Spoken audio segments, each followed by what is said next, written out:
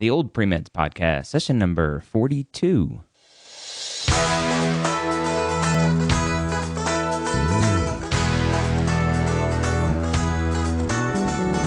You're a non-traditional student entering the medical field on your terms. You may have had some hiccups along the way, but now you're ready to change course and go back and serve others as a physician. This podcast is here to help answer your questions and help educate you on your non-traditional journey to becoming a physician. Welcome to the Old Premeds Podcast, where we take questions directly from the oldpremeds.org form. If you are not a member over there, go sign up for free over at oldpremeds.org. I want to talk this week about a question from a user posting kind of a long story about her journey. It was an introduction post, and she had a lot of questions that I think every non-traditional student asks. And so I'm going to cover those here to make sure that you get your answer. All right, so first of all, this student is an addiction specialist going to school for an addiction field, clinical credentialing, and is 50 years old. So an older non-traditional student. She has a great GPA in her grad school. She had a good GPA in her undergrad, and with a good trend the last couple years of her undergrad. And she's interested in going to DO schools because she likes the quote-unquote holistic philosophy. If you haven't heard my take on that, then you'd understand that I don't really believe in the DO holistic philosophy. Let me rephrase that. I don't believe that the holistic philosophy is unique to DO schools. But anyway, I digress. So this student talked about having a lot of medical experience in the past, working as a CNA and volunteering in the emergency room at a children's hospital. And at that point, realizing that she didn't want to go down the nursing path. It sounds like she was going down the nursing path, and went and enjoyed working with addicts and alcoholics, and has been doing that now for I don't know how long. And so a couple questions here. Is medicine an option for me at this point in my life, or should I just plain quit while I'm ahead and go for the clinical psych degree? So that was her other option. She had a psychology undergrad, and maybe she's thinking she'll go get a clinical psychology degree, a PsyD program, a 5-year PsyD program. And so that first question, is medicine an option for me at this point in my life, or should I just plain quit while I'm ahead? Let me answer that. If you want to be a physician, no matter what age you are, then move forward and try to be a physician. If you go and get your PsyD degree and you're working for 5 years and you realize, you know what, I really should have gone for my medical degree. And guess what? You just spent 5 years and lots of money going and getting a PsyD degree when you did that only because you thought maybe you were too old to get your medical degree. So you can't look at it from an age standpoint. If you think that you are too old to do it, you're wrong. If you think that you don't have the experiences to do it, then you're wrong. You need to maybe get experiences, but just because you don't have them doesn't mean you can't move forward. So to answer that first question, is medicine an option for me? The answer is yes. It is always yes, no matter what. It is always yes. Well, maybe not no matter what. Maybe if you're a serial killer with a conviction on your record, but then you'd probably be in jail, so maybe you wouldn't be applying to medical school. So anyway, the answer is always yes. And then this person asks, which is better, post-bacc courses from a community college, or university courses? And they stipulate that their undergrad, their alma mater, doesn't allow students to take classes as non-degree seeking students. So you have to declare a second bachelor's. And I've heard this a lot lately, which is annoying. I don't know why schools, it's like free money for schools. Why not let students pay for credits and take classes? I don't understand the whole second bachelor's thing.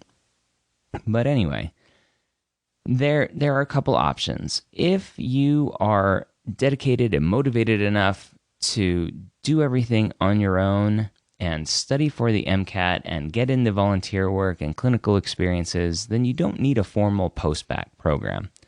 The formal post-bacc programs are nice because they typically, and this is not all of them, but they typically will help you with everything along the way to make sure that you're prepared to apply to medical school. They'll help you prepare for the MCAT. They'll kind of work in the clinical and volunteer experiences, so that's part of the curriculum. They'll obviously cater the classes and everything towards what you need as a non-science major, as a psychology major. And so if you need that sort of structure, then post-bacc programs are nice. The one downfall with post-bacc programs is that they're usually expensive. They're oftentimes worth it if you need that structure, but they can be very expensive. Now, community college versus university courses. The gold standard in this program or in this process is going to be university 4-year universities. The 4-year colleges are going to be the gold standard. But that doesn't mean you can't take community college courses. If that's what you need to do based on your budget and your schedule and location, then that's what you need to do. And you'll be okay if that's what you need to do. Go and listen to, I did an episode with a girl named Carrie, a student named Carrie, who applied to medical school. Her husband flew helicopters for the Army, and he was deployed a lot, and she had kids, and she was a non-traditional student and needed to take courses, and all she could do them at were community colleges. And she did a great job communicating with medical schools, keeping them updated on her progress, and eventually was accepted to an MD program in Tennessee, I believe. Go listen to that. That's at the Premed Years podcast. You can find that at medicalschoolhq.net/74. Again, medicalschoolhq.net/74. If you don't listen to the Premed Years, I highly recommend you do that as well as this one. A lot of, it's more in-depth a little bit. I talk to students and physicians and other people, and we have deeper interviews and conversations about the process. Whereas this podcast here, I'm just answering questions and giving you short little snippets of information. But the Premed Years does a good job going a little bit deeper. So basically the question of which is better doesn't necessarily, there is no right or wrong answer. There's no good answer for which is better, because everyone's situation is going to be different. And so there is no better.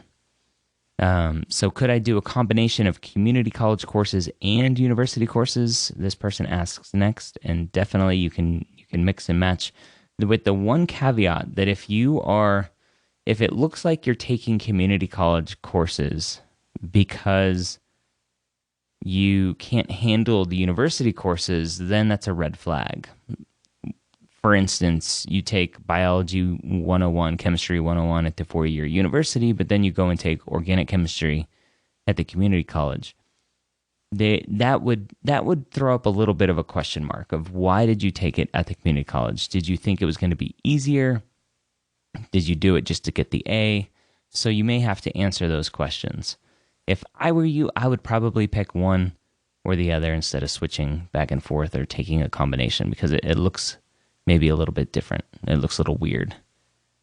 So will it be necessary to update the medical experience as well? And this question, based on this person's age at 50, I'm assuming that the CNA experience was older, a long time ago. And so I would probably reintroduce yourself to some experiences.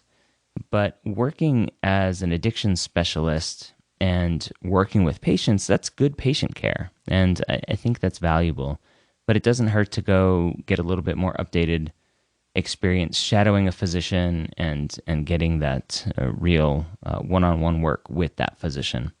just so you understand what life is like as a physician. That's the ultimate goal.